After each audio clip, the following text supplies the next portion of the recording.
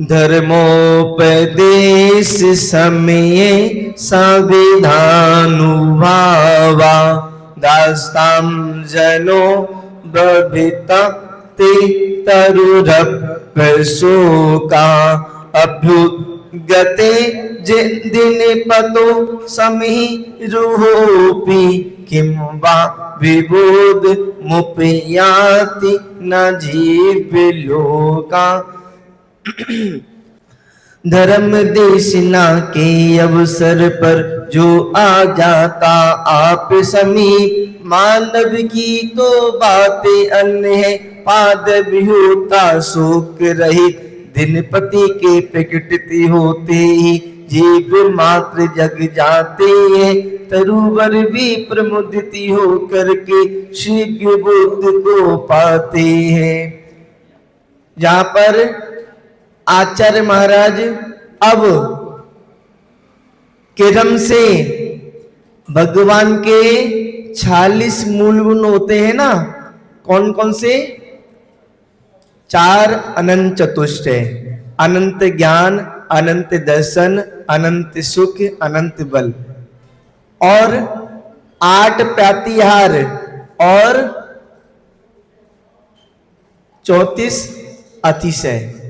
इस प्रकार टोटल मिलाकर 4 और 8 12, 12 और 34 46 मूल गुण होते हैं। तो 40 मूल गुणों में से अष्ट प्रातिहारों को निमित्त लेकर आचार्य महाराज भगवान की स्तुति कर रहे हैं, और स्तुति करते हुए सबसे पहले वो बोल रहे हैं कि कोई यदि भगवान के पास आ जाए, भगवान के पास निकट आ जाए, तो वो प्राणी क्या जागरण को प्राप्त नहीं होगा? क्या वो प्राणी, कोई जीव, मनुष्य भगवान के पास आ जाए तो वो क्या उत्साह, यश, कीर्ति, समृद्ध पने को प्राप्त नहीं होगा? आचार्य महाराज बता रहे हैं, अरे व्यक्तियों को तो छोड़ो, यदि कोई वृक्ष भी भगवान के निकट होता है ना, वो भी शोक से रहित हो जाता है। वृक्ष यदि मुरझाया हो या ज्यादा तेज ना हो, ज्यादा चमक ना हो, वो भी कैसा हो जाता है? एकदम खिल जाता है, चमक जाता है, और उसके अंदर कांति उत्पन्न हो जाती है।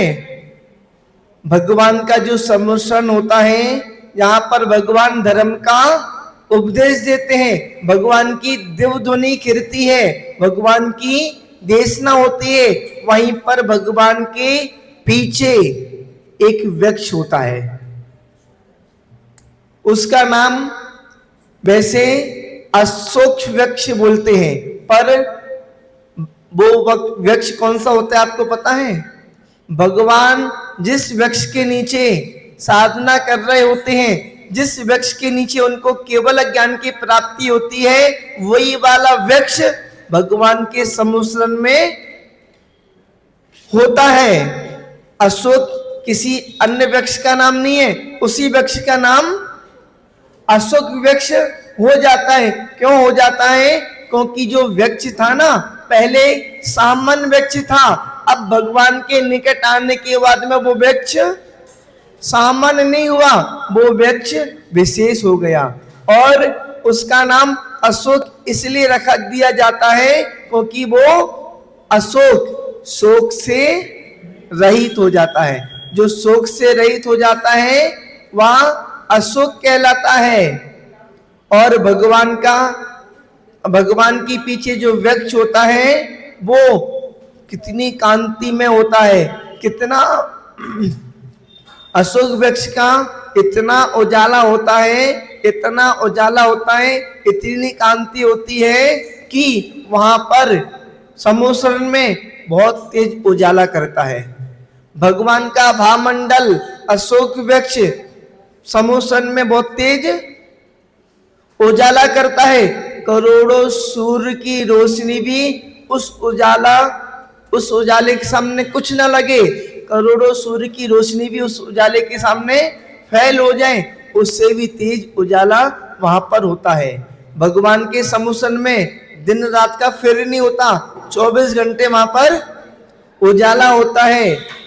और जो अशोक वृक्ष होता है ना, जहां पर भगवान पारसनाथ भगवान की स्तुति कर रहे हैं, तो भगवान पारसनाथ की स्तुति करते हुए भगवान पारसनाथ भगवान को केवल ज्ञान की प्राप्ति कौन से वृक्ष के नीचे हुई थी?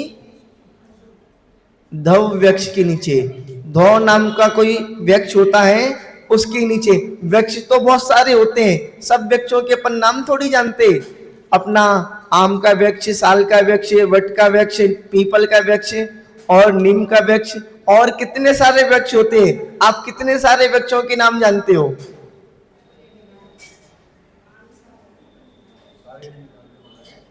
तो पारसनाथ भगवान को धव वृक्ष के नीचे केवल ज्ञान की प्राप्ति हुई थी, और वही वृक्ष अशोक वृक्ष बन गया, शोक से रहित हो गया। और जो वृक्ष होता है ना, वो कितना बड़ा होता है? वृक्ष कितना बड़ा होता है? वृक्ष कितना बड़ा होता है? सभी चीजों की एक नाप होती है। वृक्ष कितना बड़ा होता है? जितने बड़े भगवान होते हैं ना, उससे 12 गुना बड़ा वृक्ष होता है। जितने बड़े भगवान उससे 12 गुना बड़ा वृक्ष होता है। अब पारसनाथ भगवान कितने बड़े थे ऊंचाई में? कितने ऊंचे थे? 9 हाथ के थे। तो 9 हाथ के भगवान थे, तो वृक्ष कितना बड़ा होगा? 9 गुणा 12, 108 हाथ का वृक्ष हुआ करता है। अब 9 हाथ लोग समझते नहीं है। समझ लो कि 1.5 फुट का एक हाथ होता है, कल भी बताया था। 1.5 फुट का एक हाथ होता है। तो सबसे पहले तो भगवान कितने फुट के हो गए? 13.5 फुट के। भगवान की हाइट कितनी थी? पारसनाथ भगवान की 13.5 फुट। 9 हाथ हो गए ना, तो एक हाथ 1.5 फुट का होता है, तो 9 हाथ बराबर 13.5 फुट। पारसनाथ भगवान 13.5 फुट के ऊंचाई वाले थे। और आदिनाथ भगवान, कल शाम को जो लोग आए थे उनको पता होगा, आदिनाथ भगवान 500 धनुष की ऊंचाई वाले थे। 500 धनुष बराबर कितना फुट हो गया? एक धनुष 4 हाथ का होता है। एक धनुष 4 हाथ का होता है, तो कितने हाथ हो गए? 2000 हाथ हो गए। और 2000 हाथ हो गए, और एक हाथ 1.5 फुट का होता है, तो कितने फुट हो गया? 3000 फुट के आदिनाथ भगवान कितनी ऊंचाई वाले थे? 3000 फुट की ऊंचाई वाले भगवान थे। 3000 ऊंची उनकी हाइट थी। और पारसनाथ भगवान की 13.5 फुट की हाइट थी। आज के समय में इतनी हाइट तो किसी की नहीं होगी। 13.5 फुट का कोई नहीं होगा। होगा कोई तो 8 फुट का, 9 फुट का, बस। इससे ज्यादा नहीं। हाँ, 8 फुट का ज्यादा से ज्यादा। और अशोक वृक्ष 162 फुट का। जब 13.5 फुट की भगवान की हाइट, तो उससे 12 गुना ऊंचा अशोक वृक्ष, तो 62 फुट का वृक्ष होता है। और भगवान के समीप आने की वजह से सभी लोग, वृक्ष भी जब जागरण को प्राप्त हो जाता है, वृक्ष भी शोक से रहित हो जाता है, वृक्ष भी हरा भरा हो जाता है, तो संसारी जीव हरे भरे नहीं हो पाएंगे। संसारी जीव जागरण को प्राप्त नहीं हो पाएंगे। यहाँ पर आचार्य महाराज ऐसी बातें बता रहे हैं कि जब आप बस आओ भगवान के पास, भगवान के निकट आओ, आप गुरु के पास आओ, गुरु के निकट आओ। मैंने पहले भी बताया था कि 3 चीज ऐसी हैं जिनके ज्यादा निकट नहीं जाते और ज्यादा दूर भी खड़े नहीं होते, मध्य में खड़े होते हैं। गुरु के ज्यादा दूर खड़े रहोगे तो कुछ नहीं मिलेगा, और ज्यादा अंदर घुस जाओगे तो बर्बाद हो जाओगे। मध्य में खड़े होकर, यानी कि आपको बताया था मैंने कि यदि कोई आता है, महाराज मैं तो खूब सेवा करता हूं, मैं तो ये करता हूं वो करता हूं, दिन भर आएगा और उसके बाद में महाराज ने कह दिया चलो ठीक है तुम सेवा करते हो, सुबह बिहार होगा, बिहार में आ जाओ, और वो गायब हो गया, तो महाराज जी के मन में क्या होगा? महाराज के मन में क्या होगा? थोड़ा सा विचार आएगा, बताओ कितना बढ़िया तो भक्त था और कितनी भक्ति दिखा रहा था, और सुबह बिहार हुआ तब गायब हो गया। तो यदि महाराज के मन में विकल्प आ गया तो समझ लो उसका पाप कर्म का उदय हो गया। तो ज्यादा निकट भी नहीं आना चाहिए, निकट आओ, जितनी क्षमता है, जितनी आपके अंदर सामर्थ्य है उतना निकट आओ, और ज्यादा निकट आने की वजह से, ज्यादा निकट आने से हानि भी हो जाती है, और ज्यादा दूर खड़े होने से कुछ प्राप्त नहीं होता। अग्नि भी होती है ना, तो अग्नि के यदि आप ज्यादा दूर खड़े होंगे तो कुछ प्राप्त नहीं होगा, और अग्नि के बिल्कुल अंदर घुस जाओगे तो जल जाओगे, और अग्नि के मध्य में खड़े रहोगे तो आपको ताप मिलेगा। आपने गैस के ऊपर बर्तन रखा और उसके अंदर कुछ पानी डाला या सब्जी डाली तो बन जाएगी, तवे गैस के ऊपर तवा रख दिया, गैस चालू करके अग्नि के ऊपर तवा रख दिया, उसके ऊपर रोटी रख दी तो रोटी बन जाएगी, और रोटी आपने दूर रख दी तो, और रोटी डायरेक्ट गैस अग्नि के अंदर रख दी तो पूरी जल के राख हो जाएगी। इसी प्रकार स्त्री भी, स्त्री के ज्यादा दूर खड़े रहोगे तो कुछ नहीं मिलेगा, ज्यादा मोह में फंस जाओगे तो बर्बाद हो जाओगे, और मध्य में खड़े रहोगे तो सब कुछ प्राप्त होता चला जाएगा। तो जहां पर आचार्य महाराज बता रहे हैं, जहां पर तो भगवान के पास, भगवान के जितना निकट जाते चले जाओगे, जितना निकट पहुंचते चले जाओगे, उतनी आपकी समृद्धि, यश, गौरव आदि बढ़ता चला जाएगा। और जहां पर आचार्य महाराज, जब सूर्य का उदय होता है ना, तो सूर्य का उदय, आज का जमाना उल्टा हो गया, आज का जमाना उल्टा चलने लगा है। आज के समय में लोग रात में तो जागते हैं और दिन में सोते हैं, और पहले के जमाने में लोग रात में सोते थे और दिन में जागते थे।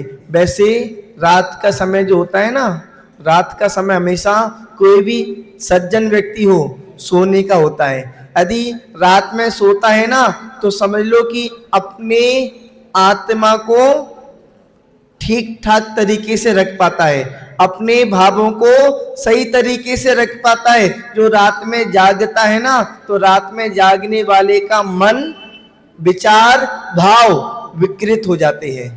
रात में जो कामी पुरुष होते हैं ना, वो जागा करते हैं, और कामी पुरुष होते हैं वो जागा करते हैं। और सज्जन पुरुष भी यदि रात में जागने लग जाए तो उसके भी काम आदि विकार उत्पन्न होने लग जाए।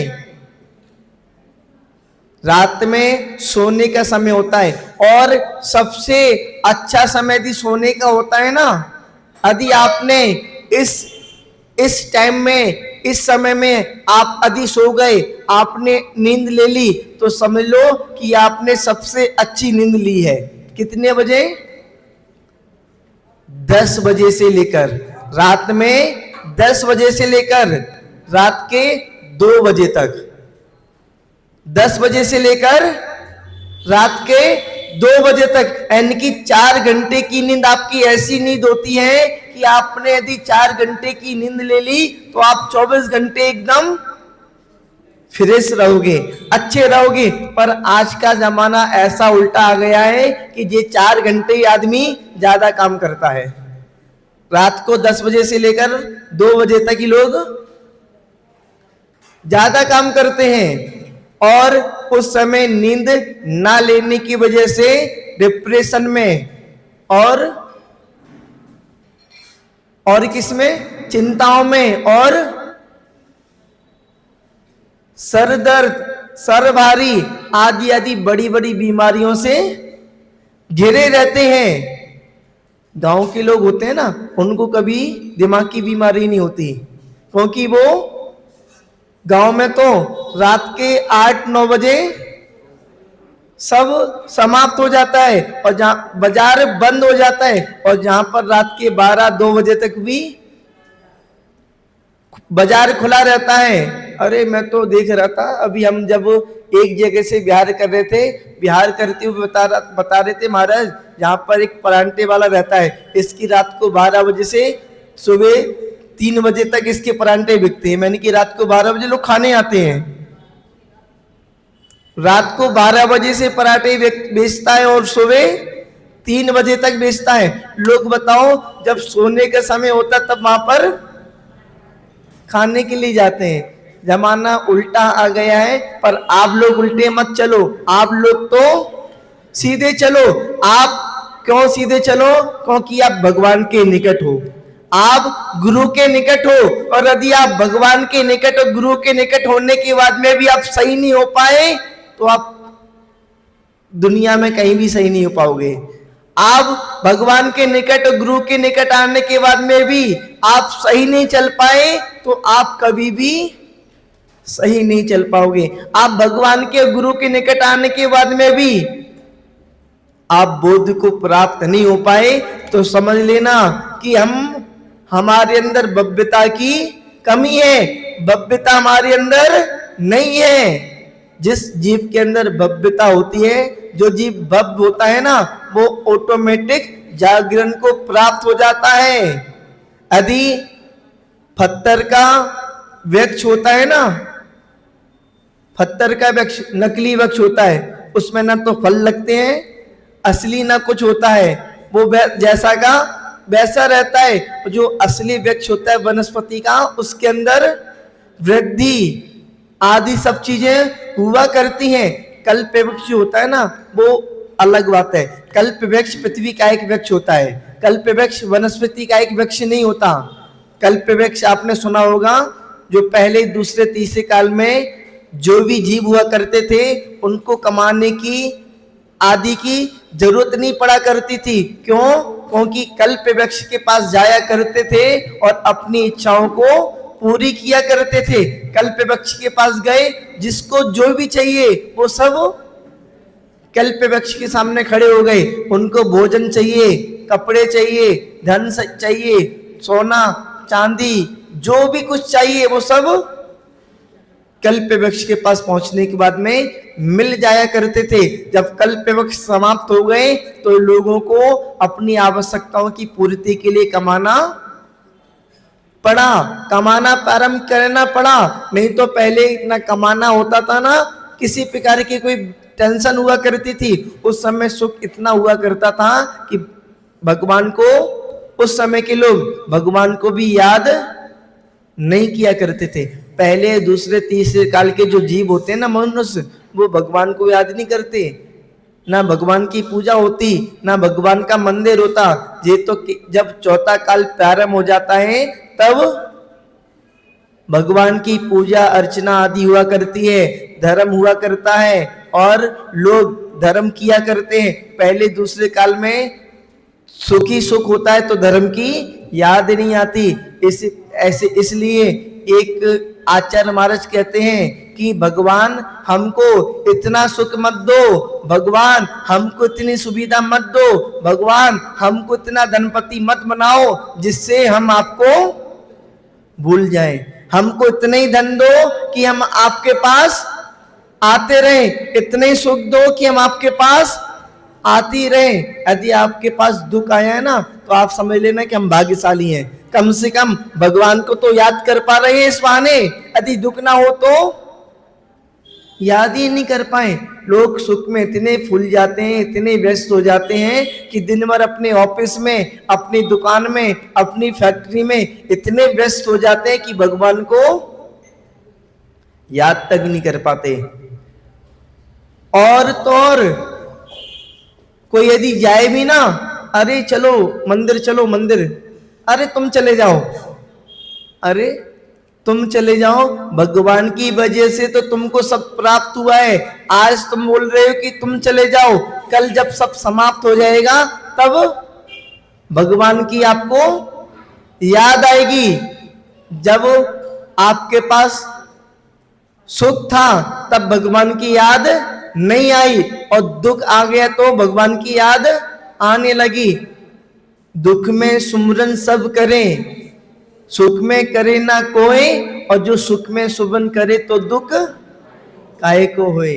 तो यहाँ पर अपन देख लेते हैं, भगवान के पास यदि हमेशा आते रहोगे तो हमेशा आपकी समृद्धि, आपका यश आदि सब फैलता रहेगा।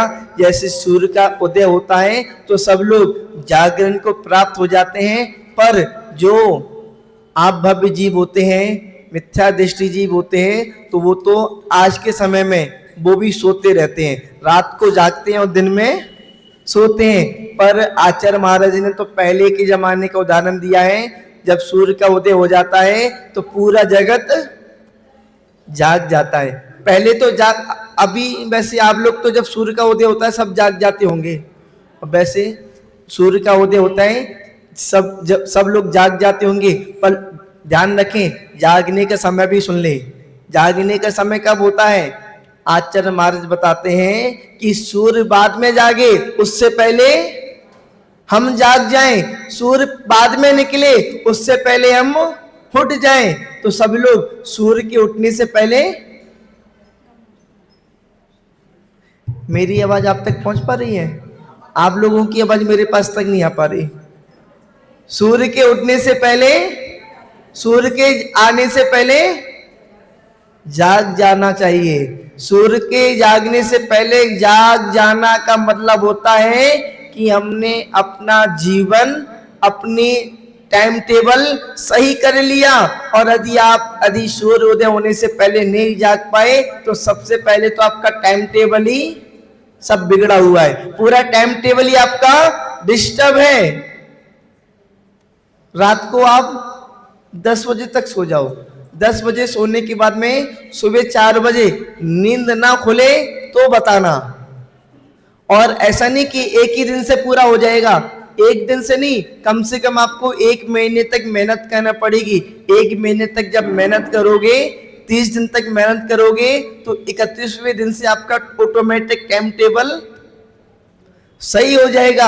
आप सोचो कि पहले दिन से मेरा टाइम टेबल सही हो जाए, तो आपका पहले दिन से टाइम टेबल सही होने वाला नहीं है। आप जब 1 महीने तक मेहनत करोगे, 31 दिन तक सही मेहनत करोगे, तो 31वें दिन से आपका टाइम टेबल सही हो जाएगा। रात को सोने का भी और सुबह उठने का भी।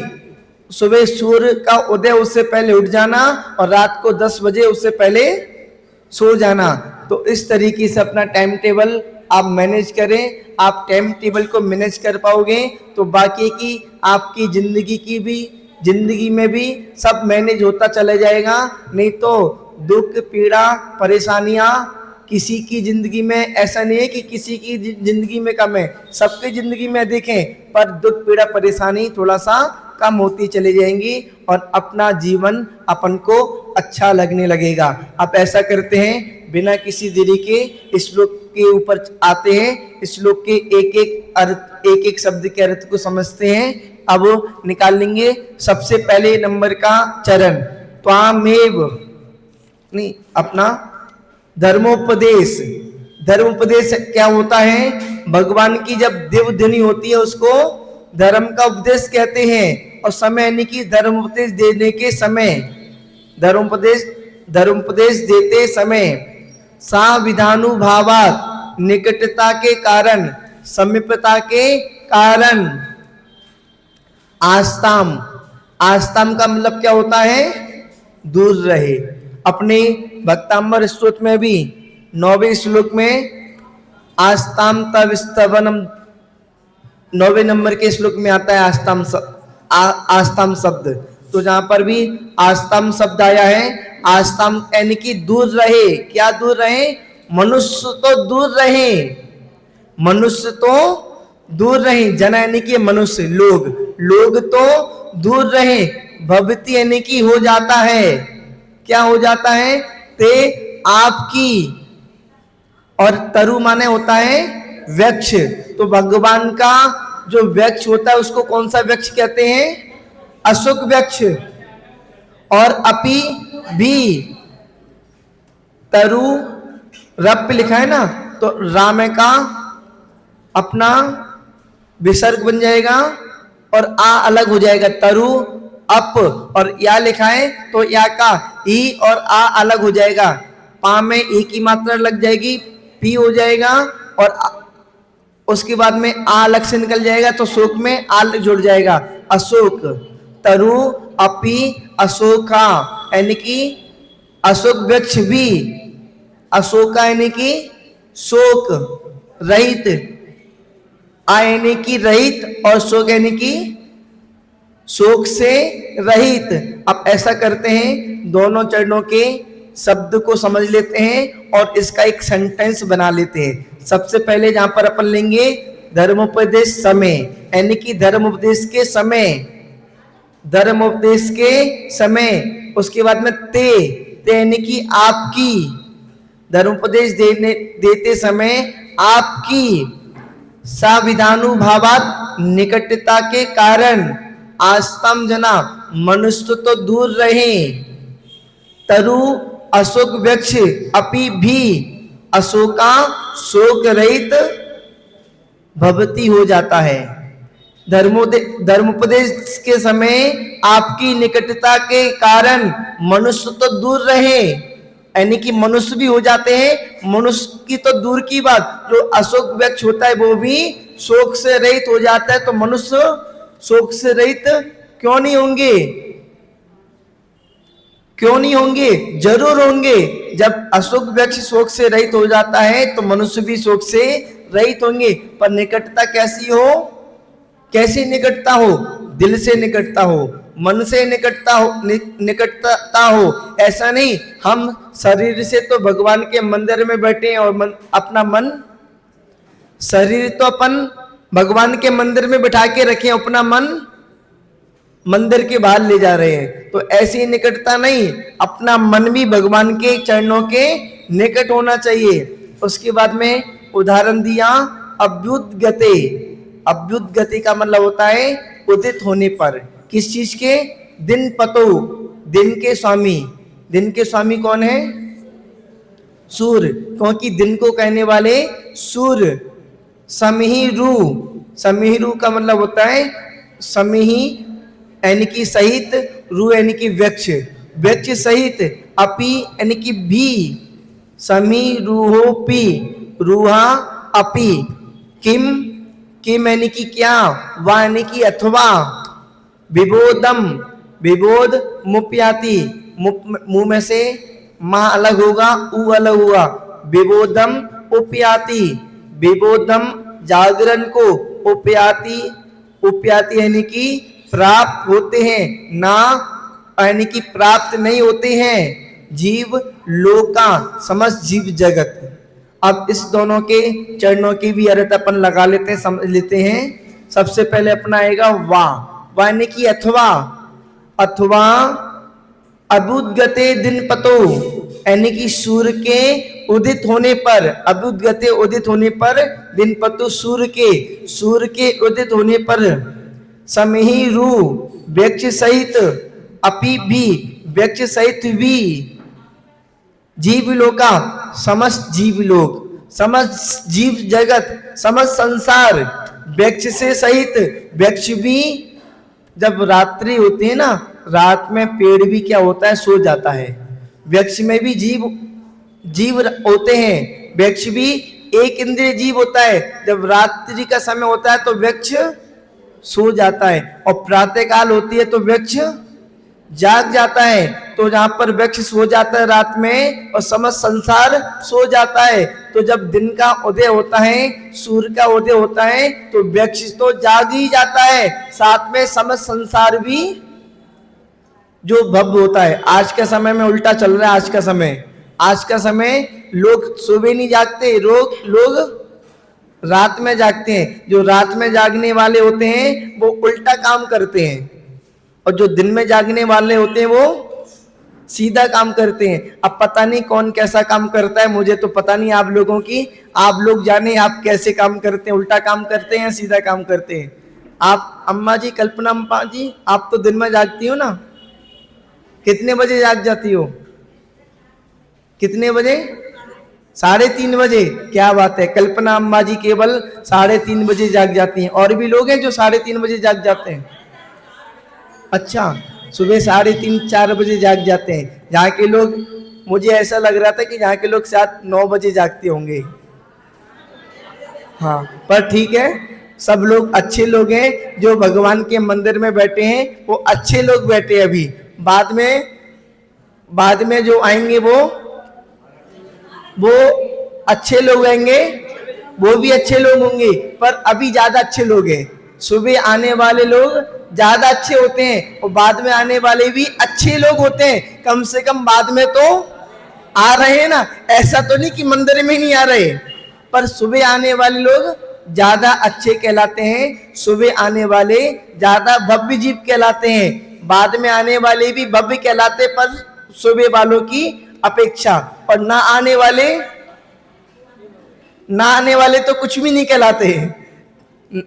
सुबह आने वाले अच्छे लोग कहलाते हैं, बाद में आने वाले, सुबह आने वाले सबसे ज्यादा अच्छे लोग कहलाते हैं, बाद में आने वाले अच्छे लोग कहलाते हैं, और ना आने वाले कुछ भी नहीं कहलाते। तो कम से कम कुछ ना कुछ तो कहला रहे हैं आके मंदिर में आके। तो अपना यानी कि अब इसका भी सेंटेंस बना लेते हैं। सबसे पहले वाह, अथवा, यानी कि शोक रहित होता है। अथवा संसार में भी अपन देखें, जब सूर्य के उदित होने पर दिन पतो अभ्युत गति, सूर्य के उदित होने पर समीरु अपि व्यक्ष सहित भी जीव लोका, व्यक्ष सहित समस्त जीव जगत, यानी कि समस्त संसार, किम क्या, विबोधम उप्यादि, जागरण को ना, उप्याति ना, जागरण को प्राप्त नहीं होते हैं क्या? हाँ, हो जाते हैं। जब सूर्य का उदय होता है तो व्यक्ति सही समस्त संसार जागरण को प्राप्त हो जाता है।